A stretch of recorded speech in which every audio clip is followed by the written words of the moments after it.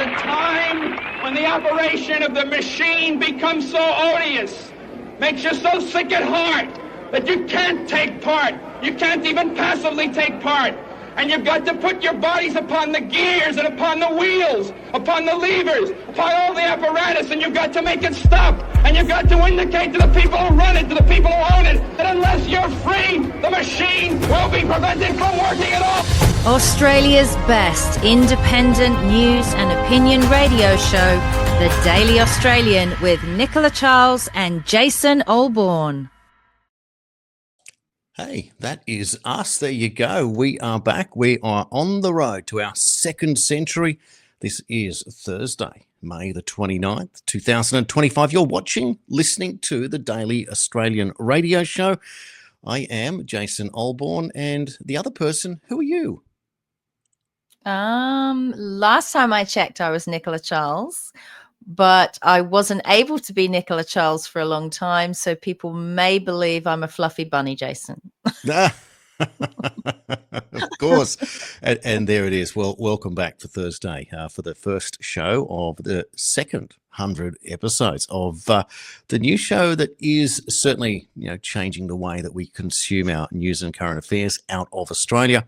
And we don't hold to just Australia. Of course, we go all around the world. There is so much news to cover as the world is changing before our eyes, and it is getting crazier and crazier. Who would have thought that so many years into this that we would still be going around in circles around certain issues? And there is no doubt that there is a divide in society today between those that want to just get on with their own lives and the others that simply want to create the hive mind. And it's interesting about that. I'm going to show you a clip a little bit later, Nicola, about the this Antifa protest in Seattle in Washington. And when you watch it, these people surrounding a young family with a toddler and a little baby in this mother's arms, and they are yelling, "F your kids." And you're thinking, if you can behave in that way, that you think that, and this is because they wanted to attend a Christian event, that if you can treat people that way and you are that hive-minded, and at the same time you're supporting this, the trans agenda, the way that they do, and where I'm going with that is that if you go down the trans pathway, technically what you're doing is you're becoming infertile, so that there's no replacing of you naturally. That is the argument that people, from the one alien argument, I go down this pathway early on in the show, was that grey aliens were coming back from the future to Earth. This was the argument because they could no longer, reproduce. They were dying as a species and were looking of ways to start again. And the theory was that they couldn't reproduce. They were artificial, and they were hive-minded.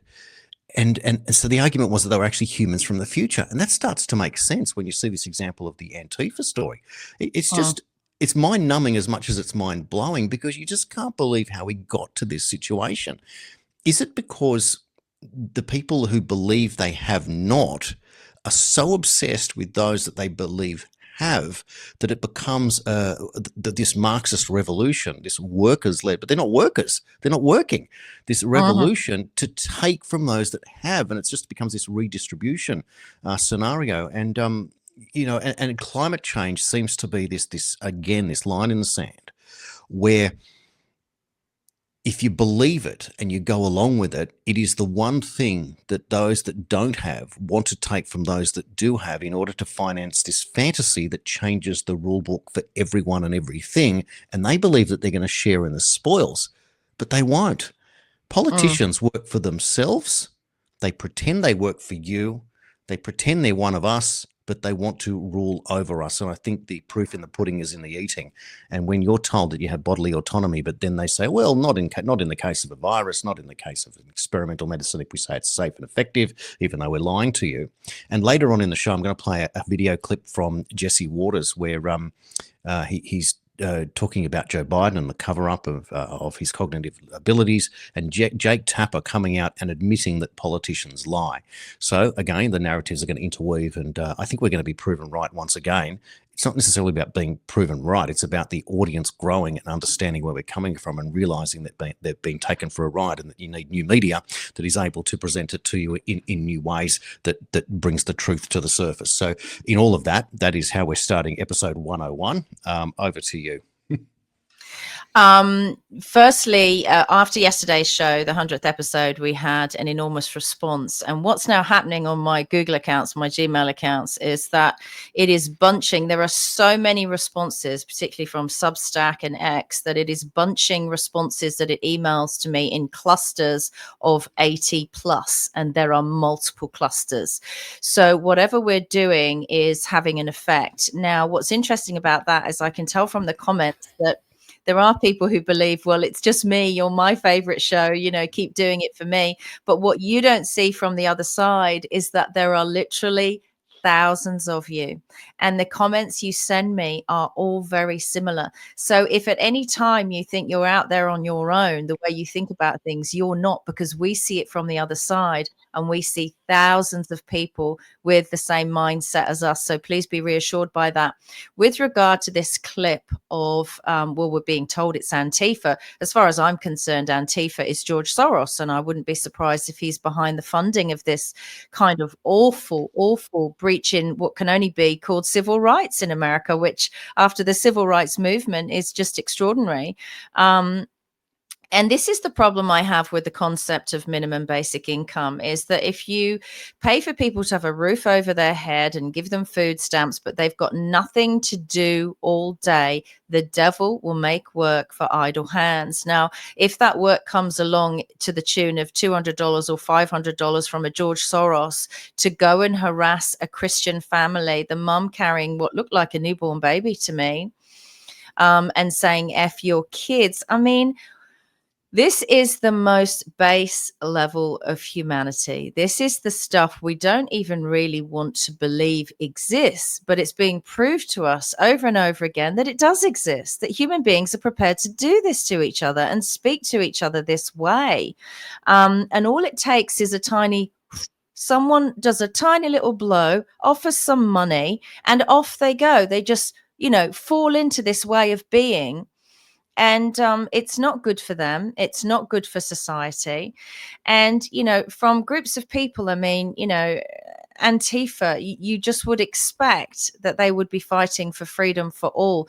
Now, America, as far as I know, is a predominantly Christian nation. All creeds and colors, it's still predominantly a Christian nation. So I do think this was probably staged, not by the recipients, by the people who started this, what looks like a riot. And it's the same as all these fights we see in shops when people steal things, Jason. I think they are trying to turn human beings against each other, and they are still, the deep state are still, after years and years of this rubbish, trying to divide us along the lines of black and white, Jason. Continually divide and conquer, it seems to be the case. And so this is why we look for events that will unite us. And that's why I brought it up a number of times. When the Sydney Olympics were on, and it was called the best Olympics of all time, you could see you either wanted to be a part of it or you stayed at home and you watched it on TV. One thing was for sure here in New South Wales, certainly in Sydney, there was no traffic on the road for about 2 weeks. It was just the most brilliant time. It was in late August. We started daylight saving early in that year. The football season, the rugby league season, started in January of that year instead of March. Everything had been adjusted accordingly. And to have sort of sunsets at around 6:30, 7 p.m. in late August, early September was just something else, because it was just an extended summer. And it was a time when anything was possible. We had innovation. We had, we still had the Australian way. We had our very unique volunteer, uniforms that we had, and people wore them with pride for years. I remember even Holden released a Commodore, the Olympic version, and had this big decal at the bottom of the doors, and they ran them for people had them for years. But it was just such a brilliant time. But we just don't seem to want to create like that anymore, and build towards something. Well, it's always about, of course, that's what we're here for. But we do. but on the contrary, it's whatever we can say that someone is missing out. Okay. Now, before I say what I was about to say, have you got your little mug handy? Yeah. Yeah. Got it ready. Off you go. All right. For fuck's sake, can we stop? But there it is. We promised to signal it every time we drop the bomb, and it's just appropriate. And I swear I'm going to get a couple more out today, because just like, why do we have to be so damn pathetic all the time? Like, oh, he's missing out, they're missing out, you're missing out, this is no good, that's no good, whatever. Stop. They've incited greed and jealousy among the population. So now they've given people reasons to hate each other. So it's awful. No one owes anyone a living, for goodness sake. No one owes anyone anything. And you are never going to improve society by leeching off society and whinging and moaning and complaining that someone else is doing better than you are. I mean, where did we ever get to that stage? And where do we get politicians who feed that beast? Because the politicians are meant to be working for the betterment of everyone, and you can't take from someone to make someone better. That is the cancer of the left. And it's when you think that they should be saying to them, they should be saying, Jason, well, maybe that person worked harder than you. You know, maybe that person has 3 jobs instead of 2 jobs. You know, they don't ever just, you know, give them the basic truth of what's going on. You know, I know through my lifetime, especially through my 20s, I worked 7 days a week. 7 days a week, trying to make a better future for the children I didn't have yet. I didn't even have any children at that time, but I was prepared to work all the time. Screw your social life. You know, I was earning plenty of money, but I didn't even have time to go out and go shopping because I was just working. All the shops were closed by the time I'd finished work. All I did was work. I was a machine, because I was of the opinion, that old adage that you make hay while the sun shines, but no one says that to people anymore. They don't say go and earn loads of money when you're young, because when you're old, you won't be able to. Well, exactly. And it's really interesting that you bring that up, because like you, I mean, I worked around the clock as a uni student. I mean, it wasn't exactly lucrative money, but when opportunities presented themselves, you needed it. You worked, you moved out of home, you had to pay rent, you had to do all these different things. But I managed to cram my university degree into 1 day a week. Don't ask me how I did it. I didn't go to a whole lot of lectures, but I made all my tutorials on a Tuesday, and that was the day it was the day I got off work. I was the worst uni student in the world, but ironically, the more hours I did in my job, the better my results got at university, because I just became a better time manager. But there were times that I'd be writing essays overnight. I remember one time finishing work at 10 o'clock at night. I got home at sort of 10:30. I said, I'm not going to do anything until 11 o'clock. I gave myself a half-hour break, started reading, and at 3 a.m. started writing, and at 8 o'clock in the morning got in the car and handed my essay. You know, I mean, ridiculous that you could do that, but that's what you did.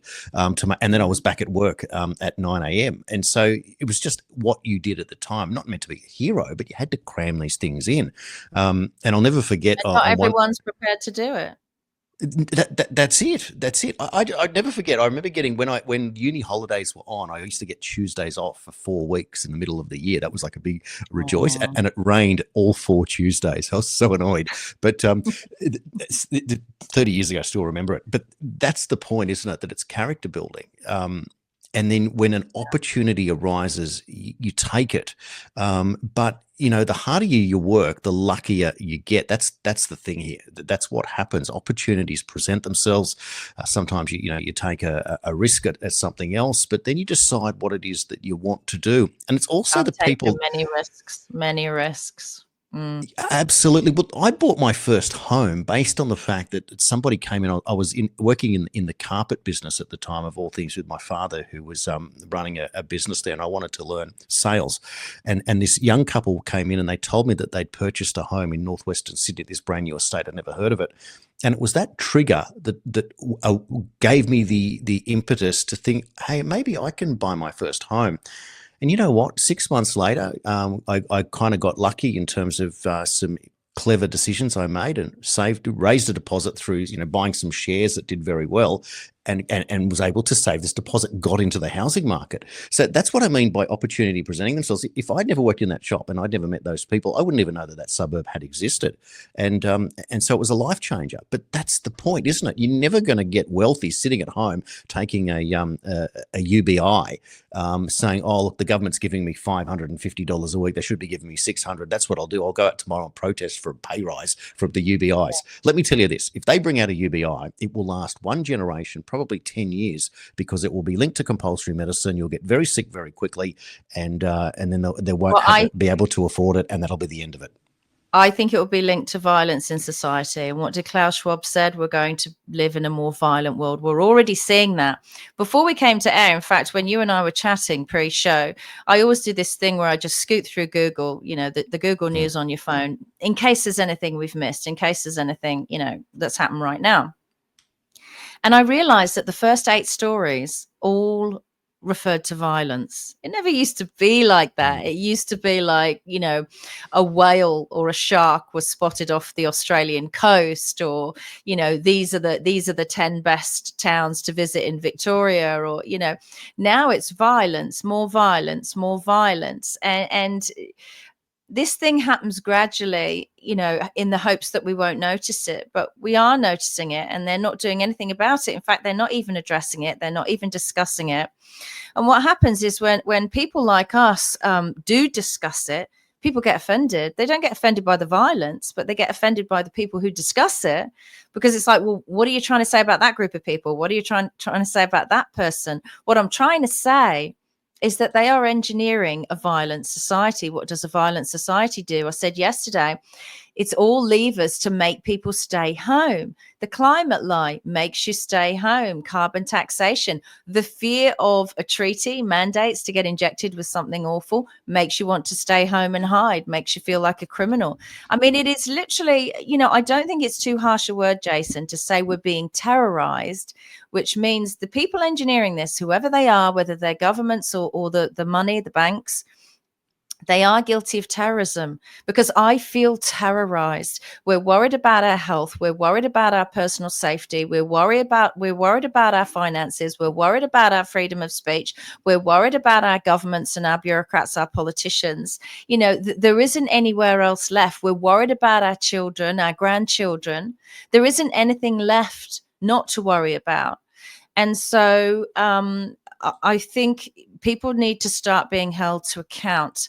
Were anyone else doing this to another society, you would assume that the people doing it to them were at war with them.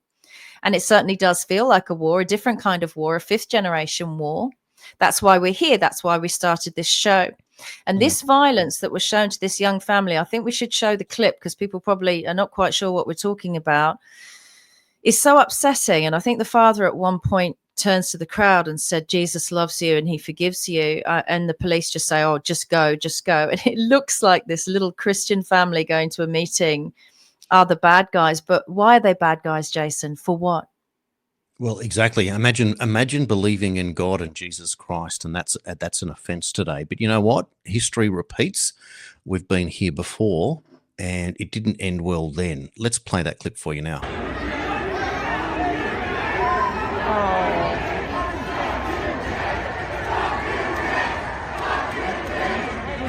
So they're clearly rescuing this family with kids who is trying to get in or out of the event.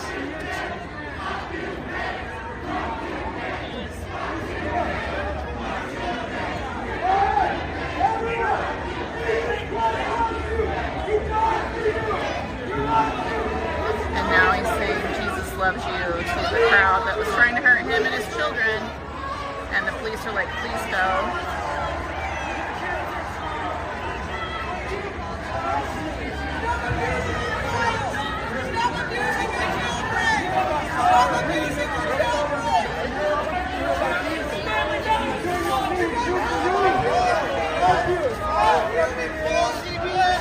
Were you guys leaving the event?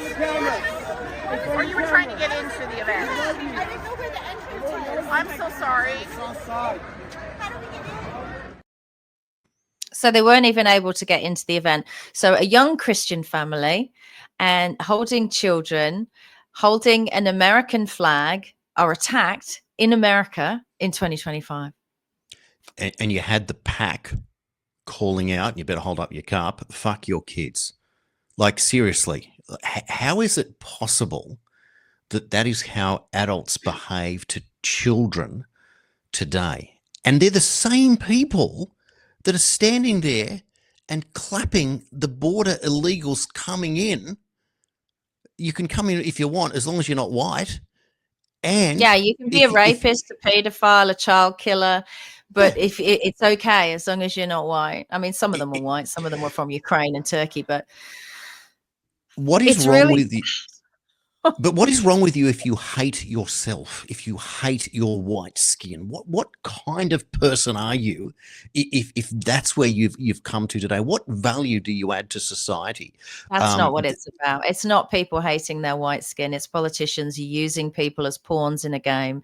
That's all it is. This is about the money. If we're distracted with this stuff down on the ground, Jason, we're not looking at what the bankers are doing. We're not looking at central bank digital currency and all the crypto stuff. And we're also not looking at all of this massive energy burning AI mega cities that are coming.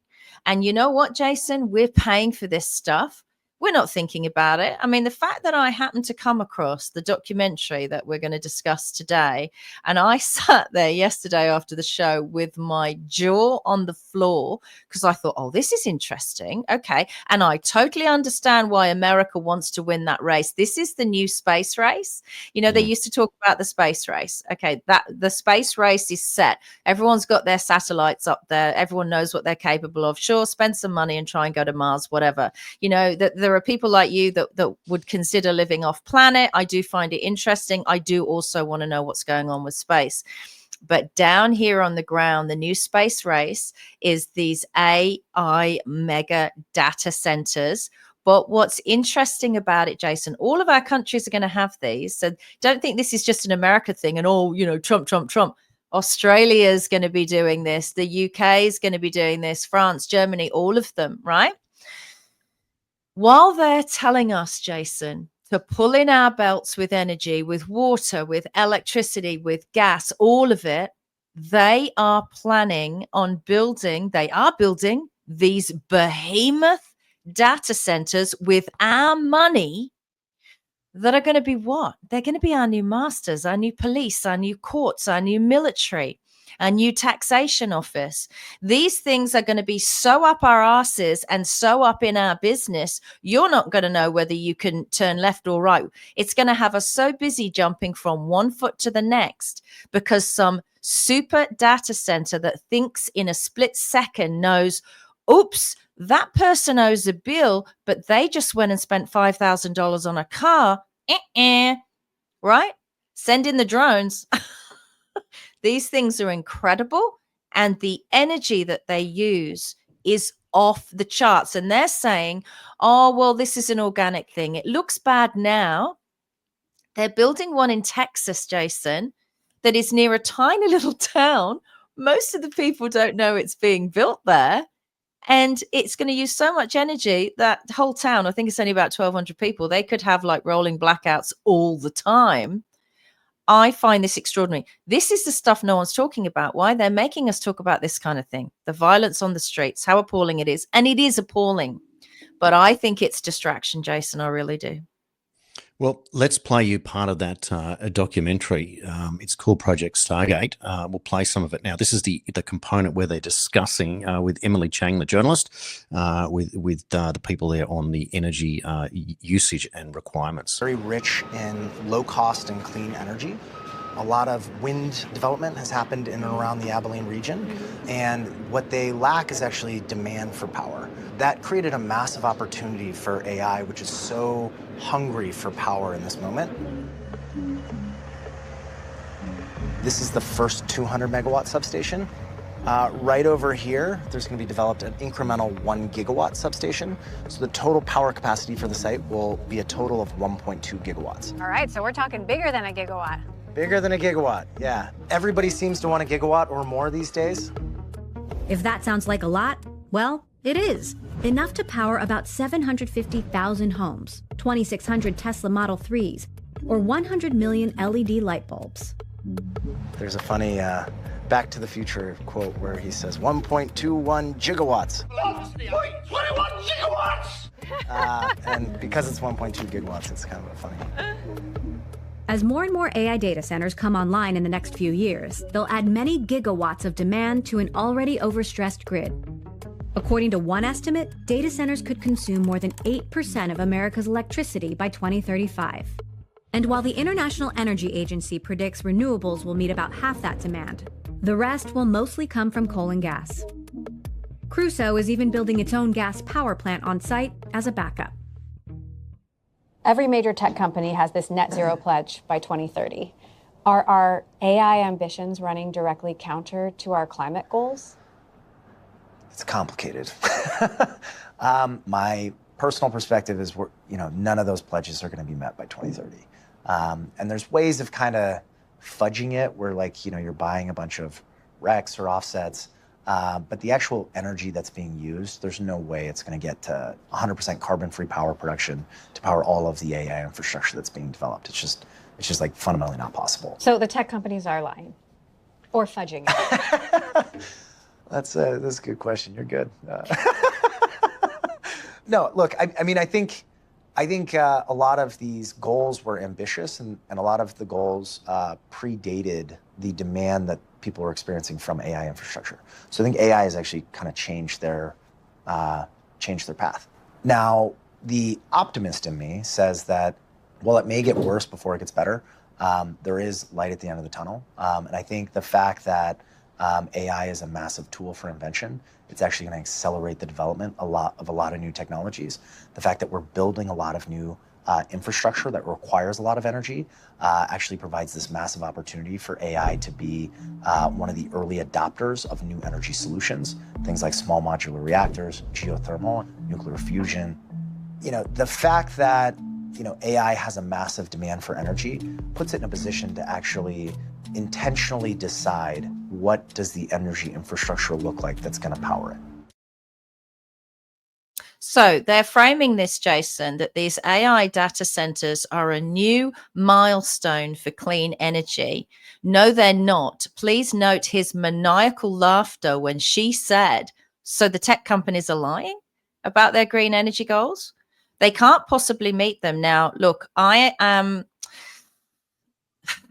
been accused of being against progress in the past. I'm not against progress, but I think there is something criminal about telling us down here on the ground in the real world that we may not use energy. I believe that our high energy bills now, we're already paying for this stuff. We're paying for the development, the planning, the building, the infrastructure of something that's going to govern our lives. And we know it is, because all our governments are showing us, Jason, that they don't want to govern our lives. They're incapable and incompetent of governing our lives.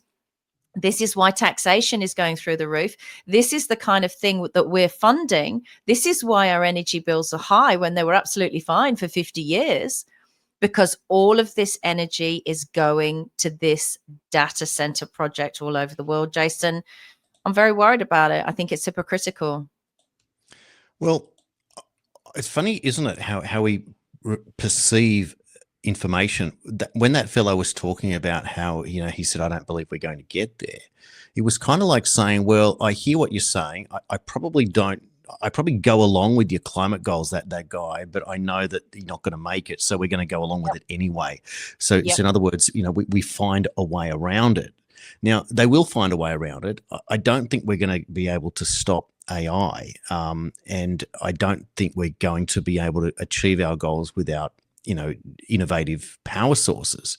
So if don't steal we it from us, don't steal the power from us. But if we have to navigate the way through, there's got to be another way. So it's interesting because in Fiji, they've gone down this pathway on nuclear. So the Fijian Prime Minister has come out and said a nuclear-based micro modular reactor power source is coming to Fiji, and the story concerns.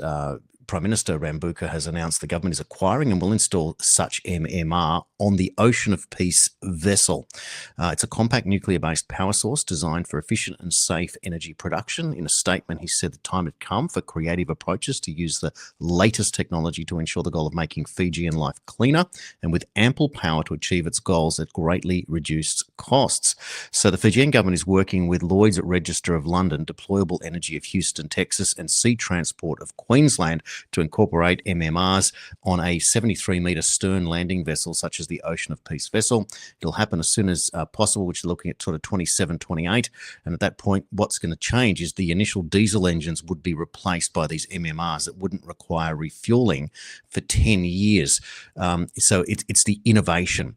it's probably worth showing you a clip now from Sea Transport. This is something they've put together just to have an idea of what's going. Now, what's really interesting is that these we talk about small modular reactors as the future of energy power for land here in Australia, and that's kind of where we were going. But a micro modular reactor, obviously smaller, looks like a cross between a missile and a gas bottle, and it's a modular. It means it can be replaced when you run out of fuel. You just put a new one in. So you, the ship owner, the vessel owner, is not responsible for this part. It's kind of like replacing a battery in an electric car. Somebody replaces it for you. It's very exciting when you consider it. Let's play it for you now. Micro modular reactors, powering small ships in remote areas. 73-meter SLV amphibious vessel, a proven design and selected choice of US Marine Corps for defense and emergency response, ro-ro and container feeding, capable of landing onto unprepared beaches. Fitted with an MMR, this vessel can operate for 8 to 10 years without refueling, without any emissions. For example, Fiji is the center of Southwest Pacific disaster response, cyclones or tsunamis. Instead of waiting 1 or 2 weeks for aid from Australia or New Zealand, Fiji-based MMR vessels can cover most of the Southwest Pacific within 2 days. At 14 knots, the MMR-powered vessel can cover the region quickly and provide power to stricken areas to aid rescue efforts. SLV shipment of 84 Dray-Tainer units provides sufficient bedding, medical, power and toilets for 750 people. Berths in Lambasa, Levuka, Suva and Lautoka can have ship power fed into the grid when alongside. This can significantly reduce the nation's costly diesel importation and resultant emissions. Example of Lautoka Port, at sunset when solar power stops. The ship's nuclear power plant can feed power into the shore grid. Assuming 365 nights only, this would reduce the nation's consumption of diesel by 5.26 million litres. For remote areas visited regularly, a simple concrete ramp and berthing pile should be installed. This vessel can carry general cargo, refrigerated and avgas containers, as well as ro-ro cargoes and heavy equipment. For long-term regional solutions, cyclone-proof mini-ports should be built so that these vessels can safely stay alongside and supply power to the regional grid.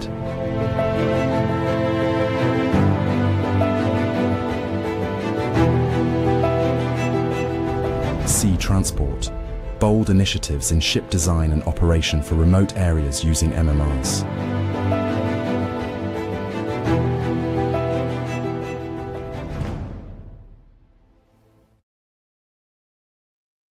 See, Jason, that looks like an extraordinary thing. I mean, that is an extraordinary thing, but it frightens me. Cyclone-proof mini ports. This feels like a version of an ark. And I would ask why we would need something like this, something so dramatic on the water. What do they know is coming on the land that we would require this ship, these ships, these boats, deciding where and when to take aid?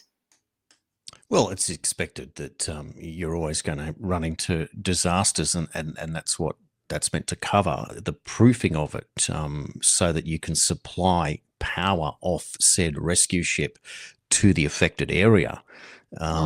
Is what they're talking about there. So look, Stuart Ballantyne, who I spoke to, he blew my mind. I questioned him on many different things about it. So it was really interesting what he's got to say.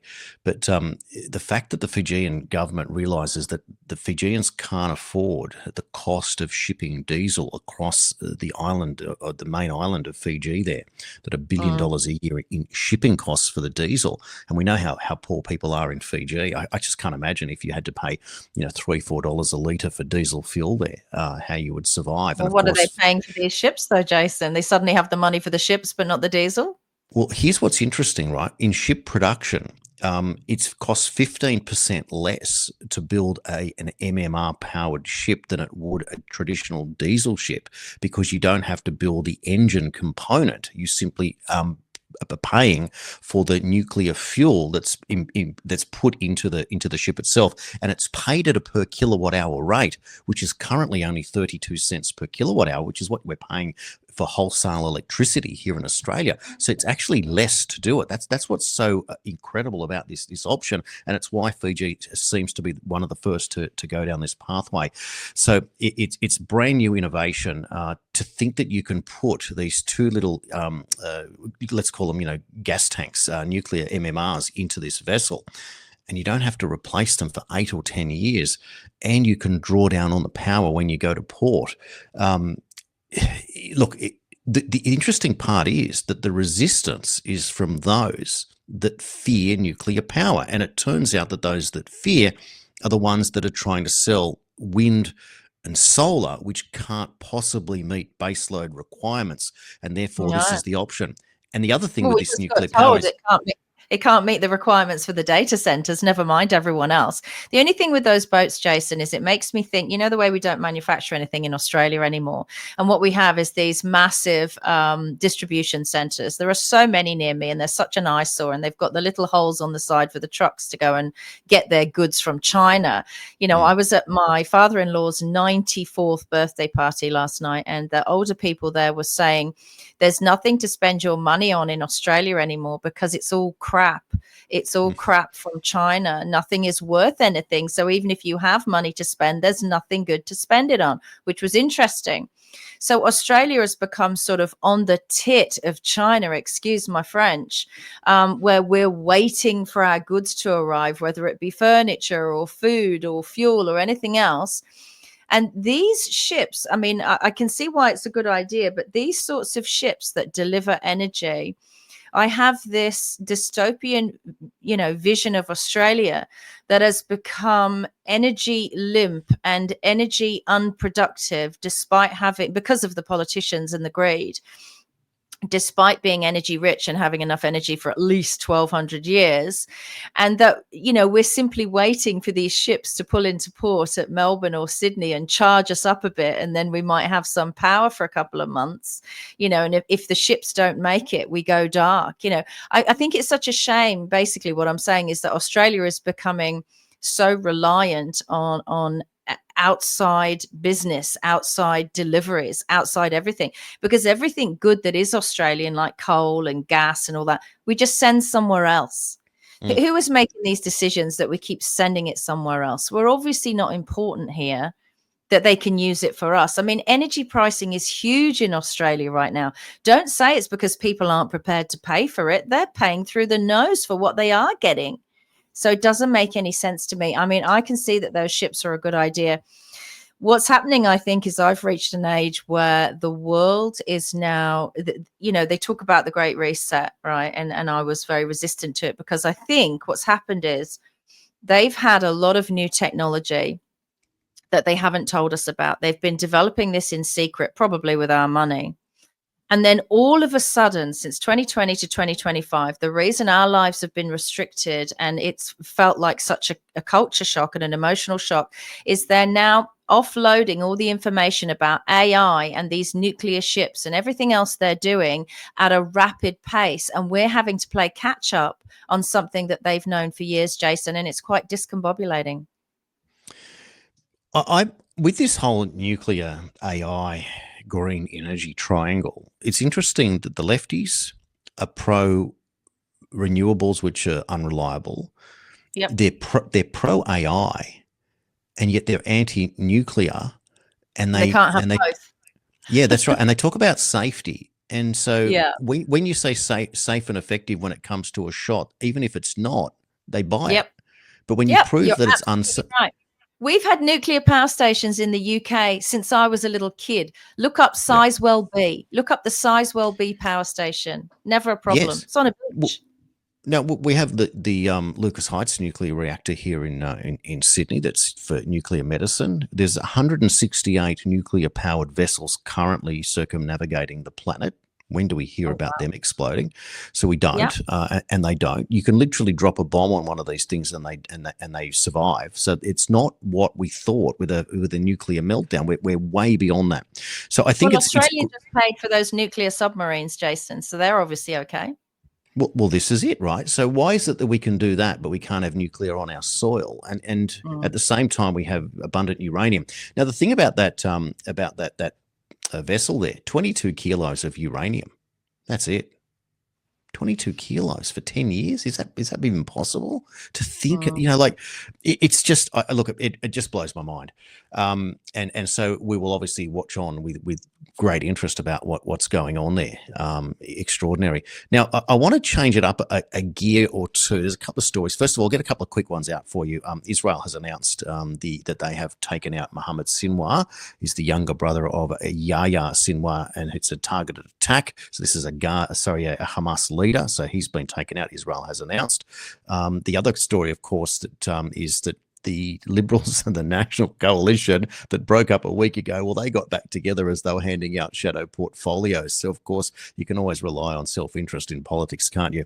So once they can get their money back, they've come back. So meanwhile, Barnaby Joyce has been told that he's missed out. So he is now on the backbench. The former Deputy Prime Minister is now a backbencher, along with Michael McCormack. And they called it generational change. And Michael McCormack said that's not really true, because there are people older than me that are getting shadow portfolio. So this is just typical.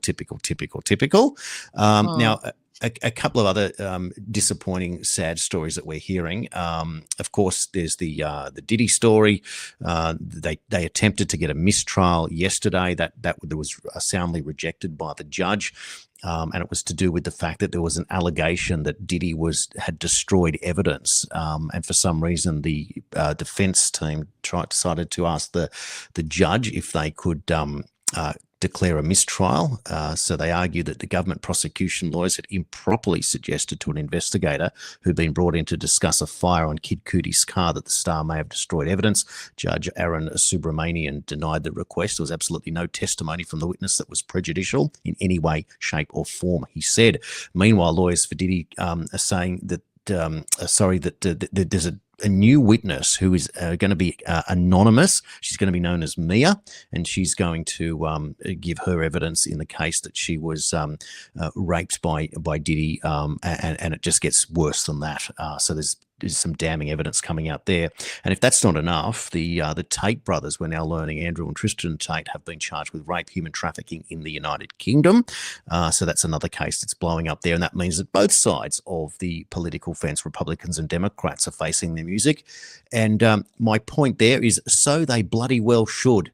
And here's the next story for you. I've just given you that one. This one here. Kevin Costner to be sued by a stunt performer over a violent, unscripted rape scene in the Horizon sequel. A stunt performer has alleged that she was the victim of violent and unscripted rape scene that was directed by Kevin Costner. So even in art, they're doing these ridiculous things that are just not working and are unacceptable. But look, I maintain the thing. Even if it turned out that Donald Trump is on video in an Epstein thing, well, we will go for the head of Donald Trump at that point. But I know that that's not the case. But if it were, that's the point. We're not covering for anybody. These are crimes against women, crimes against men, crimes against children, and they are unacceptable on every level. And when proven, these people should be punished to the full extent of the law. And I'll go as far as saying that if it means that we bring in capital punishment, well, so damn well be it. It is absolutely unacceptable. Another story on a different level. I know, look, the thing is, we've been following this Epstein thing for years now, and now that it's actually hitting the mainstream, even we are finding it queasy to talk about it, but we're talking about it nonetheless. Let's change it up now, because yesterday we talked about RFK Jr. and removing COVID jabs. RFK Jr. has affected this story. Nicola, I'll let you tell us all about it. Yeah, so there is a substance, isn't there, called titanium dioxide, which apparently makes white things whiter. I guess, is it for the white S on the Skittles? I don't get it, but this titanium dioxide has been in Skittles, which millions of children around the world and adults eat all the time. But because RFK Jr. has, vowed to make America healthy again, Wrigley Mars has decided that they're going to remove this now because they always knew it was harmful, but they were getting away with it before, Jason. So that's going to be removed from Skittles and also other products that Mars produce, which I think is just shocking. This is the whole thing of processed food, Jason. Even when it comes to treats, you've got to get away from it because you really don't know what you're putting inside your body. It's amazing, isn't it? You would think that something as harmless and as innocent as a treat, would be something that you can give your kids. And I know I've eaten the Skittles, and I know my kids have eaten them, and they all enjoy them. But when we learnt that they were not what you thought they were, we obviously stopped. But when they're in front of you at a checkout or on the confectionery aisle, and the kids, get a couple of dollars to choose something, I mean, what do you say? Don't get that, don't get this, don't get the other. Well, just don't walk down the aisle. Let's put a lock and key on it. Read the story, because the BBC, if you can believe, talk about the fact that it contains nanotechnology. That's literally in the BBC article. And you say this to people and they look at you like you're a lunatic, right? Don't drink Coca-Cola anymore. They've said they're going to put nanotechnology in it, and people go, nah, they'd never do that. I mean, a couple of weeks ago I said to my parents on a Zoom call, I said, how do you feel about the UK saying they're going to block out the sun? And they said, no, that would have been on the 6 o'clock news if that was happening. My mum said, they can't do that. All the plants will die. And then 3 days later, they said they were really embarrassed because they felt like they've existed with their heads in the sand, because of course they're not going to announce it to the masses. That's why independent media is so important, because the establishment media, the mainstream media, keeps it real simple for you. They dumb it down and they tell you, there was a car crash on the Monash Freeway and we're going to save you 5% on your tax, and it keeps the masses happy. But it's going to be natural selection. Those who seek out the truth are going to have the knowledge, and you're going to be able to protect your body, your children, hopefully your finances and everything else. Absolutely. Now, I want to give you a little bit of rebalancing and perhaps a little bit of good news. I'm going to play you a short clip now. The audio is probably a little bit low, but it is from Secretary of the Navy, John Phelan, and he has just announced that he has terminated all of the Navy's testing on cats and dogs. Today, it gives me great pleasure to terminate all Department of the Navy's testing on cats and dogs, saving taxpayer dollars and ending these inhumane studies. This is long overdue. In addition to this termination, I'm directing the Surgeon General of the Navy to conduct a comprehensive review of all medical research programs to ensure they align with ethical guidelines, scientific necessity, and our core values of integrity and readiness.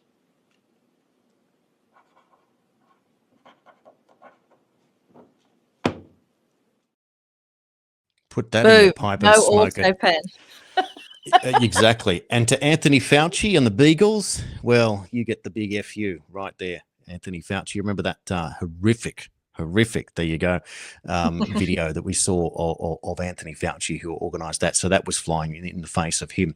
Look, I would say Bill Gates is the pandemic, Anthony Fauci is the disease, and they're the ones that we need to eradicate. So hopefully we can work through that one. Now, Talking of eradicating disease, what about we've tried to get him on this show, Alex Antic. He went on Sky News, didn't he, and said that Australia needs to exit the WHO. Is that not what happened? Well, wouldn't it be interesting if Antic was able to organise himself to get into the lower house, bring the third parties in, build a new government and break away with the Nationals, with the Matt Canavan leadership and Gerard Rennick, and all of a sudden you'd have a very interesting or it's still called a coalition, but a tri-party. Now, what I'm upset with Alex Antic about, now it's not about me, it's the fact that he's unapproachable and feels like that the third party are a rabble, and that is our fault, not his, and that is probably why we're not being he's not accepting invitations, but we're on the same team. And that's the problem. So that is up to us to improve and to organise and become an irresistible force that they will want to partner with in the future. Let's play you that clip now from Alex Antic. We still have not had the Royal Commission that many of us have been calling for. We haven't really even had any inquiry, really. There was a couple of, kind of semi-attempts in the Senate which didn't really go anywhere. But this is a massive issue. This is the World Health Organization, the World Health Organization that got almost everything about COVID wrong, by the way, masks, travel bans, you name it, they got it wrong. And now the world community, the World Health Assembly, of which Australia is a member nation, is signing up to an agreement which will lead the way for treaty obligations. Now, out of this government, we hear the usual guff about, well, this doesn't do anything to Australia. We are still in control of our own, of our own destiny, which is true up until the point that the country... Why sign it? Well, correct. Why sign it in the first place? And of course, then the process will simply be rubber stamped through the Australian Parliament. That is just the normal way when we sign up to obligations. And then Australia will start making domestic laws, as we saw with the Biosecurity Act and the international health regulations during COVID, which stopped Australians from travelling unless they were injected. This is my view is we need to get out of the World Health Organization, full stop. That's what the Trump administration have done, and they've done it because the Trump administration's putting America first. This needs to be an Australia first agenda. If you went back into a different era and you said, I've got a deal for you, we're going to let unelected bureaucrats in a foreign country tell you how to run your pandemic. When a pandemic occurs, that's what it'll do. They'll be able to declare a pandemic, and what you do as your own sovereign nation at the time it happens, you would run from it from a mile. Why is this government going anywhere near this? We need to walk away from the World Health Organization. Oh, yeah. We would be joining RFK Jr. in the United States and Javier Milei and Argentina, and probably Giorgia Meloni and Italy would be the next one on that bandwagon. But here in Australia, we are way, way, way away from that scenario. However, without the origins of COVID being publicly declared and settled upon, we have still got the WHO at large. That would be the term that I would use. That's what they are. They are a criminal organisation because they are covering up the crime of the century. That is what they are doing. And those allegations are out there. It's not just us saying it. We are no longer conspiracy theorists. We're conspiracy, we are conspiracy exposers because it is a conspiracy what they did. And they shoved it in our face. If you can pretend that Event 201 was not a dress rehearsal, then you are, and raise the cup, liar. You are, because it was right there in your face. Speaking of liars, right? Speaking of those, I am going to entertain you now with a clip from Jesse Waters. This is with Joe Biden and Jake Tapper, who is going to admit what I just said. Have a look at this one. How are you feeling, sir? I'm great. I like Connecticut. How you doing, Joe? Smoking Joe's keeping the hoax alive, but his team's not feeling it. They're freaking out that Biden's library isn't going to open when he's alive to see it, and may never open. Joe's own donors say they're not giving him a dime. He even lowered his speaking fee, but after all these books came out, no one wants to book him. Here's why. It is a scandal. Yes. It is without question, and maybe even worse than Watergate in some ways. Right. Because Richard Nixon was in control of his faculties when he wasn't drinking. Worse than Watergate was a running joke during the first Trump term, but after Biden, now the joke's on them. If Biden-gate is worse than Watergate, Tapper's one of the plumbers. Jake's confessing to a crime, but won't apologize. Do you feel that you owe the American people an apology for slightly dropping the ball with this, and not just to Lara Trump? I feel like I owe the American people an acknowledgement that I wish I had covered the story better. Why does Tapper sound so lawyered up? I'm not going to apologize, but I'll give an acknowledgement? Maybe he's hearing what we're hearing. The Biden investigation's off to a strong start. Jake's defense? Being stupid isn't a crime. I think that we need to be skeptical of everything that we are told by people in power. And I mean, that obviously should be the mantra of being a journalist to begin with. If your mother tells you she loves you, get a second source. Right. But we just need to remember that. Like, politicians lie. White Houses lie.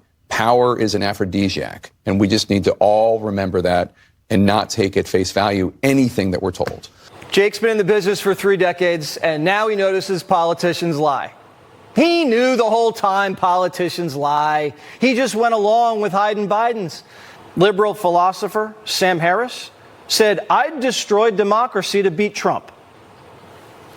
Even that is preferable to me and to, I think, many Democrats than having someone who we consider to be genuinely evil, genuinely 100% purposed to serving himself in the office of the presidency. I would rather have a president in a coma where the duties of the presidency are executed by a committee of just normal people. Well, hell must have frozen over for Jake Tapper to tell the truth, and that guy at the end is a lunatic. I mean, I don't know I hope he's not some university professor or something, because he is. You were rather a president in a coma? My God. The reason that I included the second person there, Sam Harris, is that Sam Harris was part of what they call themselves, I think, the Four Horsemen, which included Richard Dawkins, the fellow, what's his name, that passed away at 62, Christopher Hitchens, Daniel Dennett, and Sam Harris, and these were the guys that were promoting that whole God delusion. The guys that were basically saying that they're all atheists and that there's no such thing as God. And this was around about 20 years ago when they came out, and these were considered to be the great intellectuals of the left. So Richard Dawkins and Hitchens, etc. Now Hitchens was a very interesting character. He went after Mother Teresa. He said that she was in the misery business and was a fraudster. But these guys were adamant, and they were considered to be the great four intellectuals in the world at the time. So there's Sam Harris, an absolute, throw up the cup again, F-wet. That's how much of a lunatic he's become. And that's why it's so important that these are the people that the left look up to as their giant intellectuals. And that is what he's saying. He's literally saying, like, completely gets it wrong. Donald Trump's only serving himself. If Donald Trump was only serving himself, he wouldn't have become president. What he would have done is he would have just done what everyone else did and made a fortune out of COVID and partnered with all the criminals and gone and played golf and turned his $4 billion wealth into $50 billion wealth and probably done some deals with Elon Musk along the way. Instead, his wealth's gone backwards, and he's been charged with, a million crimes, and he's been convicted on false pretenses by fake juries, etc. Just to simplify that whole process. We know that story was a nonsense, and so on it goes. But it's just unbelievable. But for Jake Tapper to admit now what we've all known, that's a big deal. That is a really, really, really big deal. I don't think if you don't know America very well and its media, you wouldn't know how extraordinary it is for Jake Tapper to say that. And you know what? He looked like a broken man. Like 2/3 in when he was on the chat show, he looked like a broken man. He was looking at the desk and going, "Politicians lie." And Jesse Waters said, "Oh, he knew. He always knew." I'm not sure he did, Jesse, because he looks broken. That guy.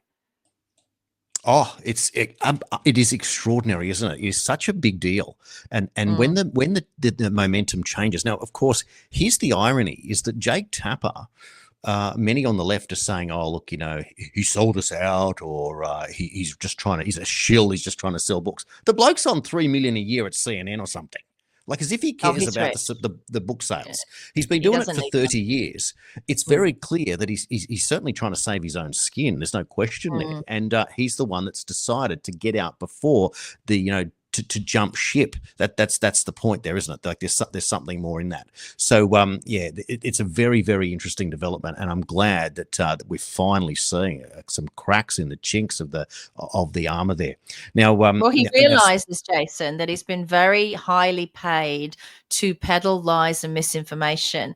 The complete juxtaposition of this show, right? Because when you tell the truth, or you have an opinion, or you call something out, then you go to the lower paid end of the spectrum. Of course, he's been paid millions of dollars a year to either pretend that he believes or actually believe narratives that have damaged a nation.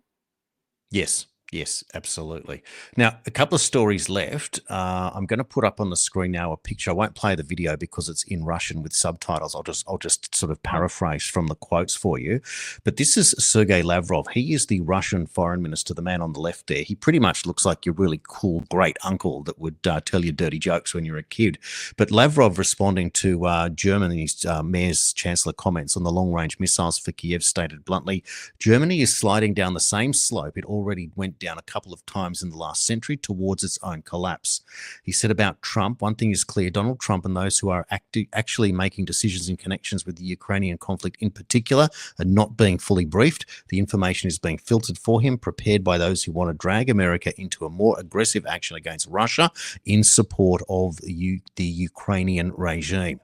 Now, that's a really interesting statement from Lavrov. So that distances him to say that, again, supporting what we said yesterday, that we can't now say that Trump is controlled by Putin. On the contrary, Trump is doing the same as what he's done with Netanyahu, and there is now a distancing there. But it doesn't mean that Trump is going to change his mind. He is obviously trying to root out the corruption in Ukraine. He wants to obviously save the world through economic measures to give everyone a chance and to rebuild the positives. And at the end of the day, all we want is the same thing for everyone. We want a fair go.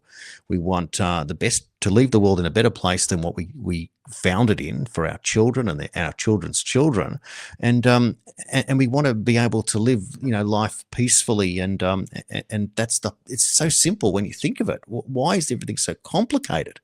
So that is interesting now that the politics, all the world is a stage, and this geopolitical scenario that we're in.